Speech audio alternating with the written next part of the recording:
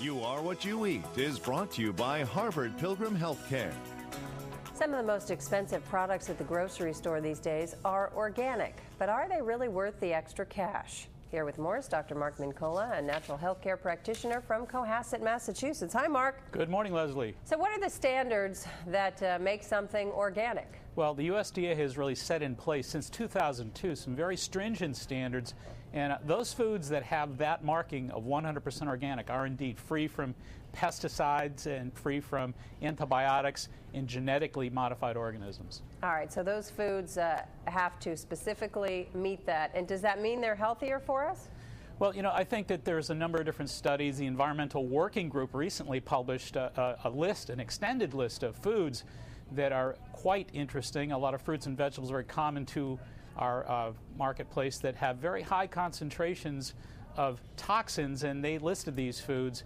And I think that's what makes organic really an important issue, that so many kids are getting this produce, and these little bodies are not equipped to manage a lot of these toxins, which are increasingly higher and higher. Is it good enough if you buy regular fruit and wash it off really well, or is it in the fruit itself? I think we really need to understand that a lot of the absorption takes place in the fruit, and they're very saturated these days with a high concentration. We've listed actually a number of different real important foods to take a peek at. Let's take a look at your bullet points regarding the USDA guidelines. Great.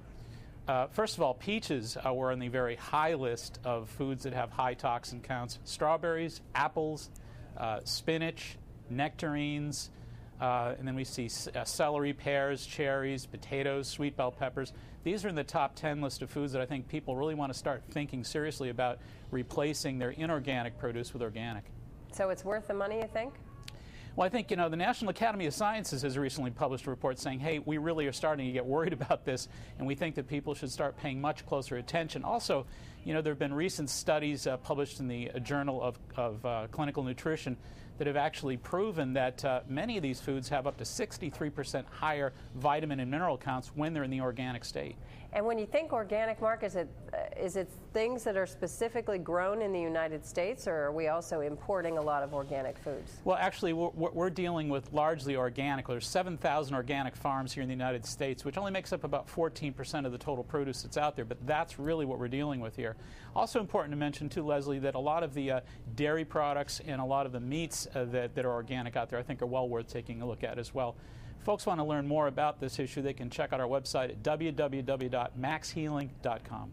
All right, Mark Mincolla, thanks for joining us. Thank you. Coming up next week, picking the vitamin that's right for you.